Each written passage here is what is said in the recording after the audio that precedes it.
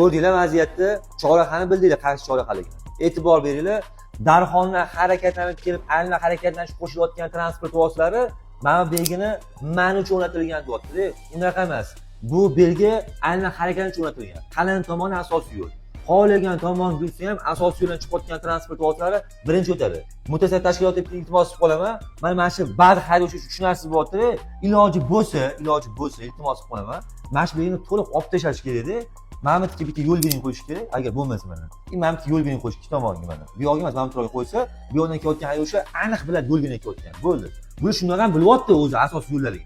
Mana men bilan bu belgiga qarab, bir xillari men asosiy yo'llaman deb avvalroqdan keltirib chiqaryapti. Endi keyingi masala, ba'zi haydovchi tegishli mana shu miyani yarim pallasini emas, boshqa pallasini ham ishlatib turish kerak butun qilib. Endi bilyapti, o'zi endi qo'shilyapti aynan harakatlanishga. Qo'shimcha qatnoq qismi endi qo'shilyapti. Bu qo'shilyapti, bu aynan harakatlanish mana katta va asosiy yo'l. Bu qo'shilayotgan paytda bilan o'tkazib yuborib keyin qo'shilish kerak emasmi? Hali bu aynan harakatlanishga kirgani yo'q-ku to'liq bu. Shu narsani o'ylash kerak-da. Ko'rib turgan rasmiylar chorrahani oldingi holati. Bu ham yomon emas edi. Xullas, videolarimiz manfaatli bo'layotgan bo'lsa, like bosib qo'yinglar, qoidalarga rioya qilinglar.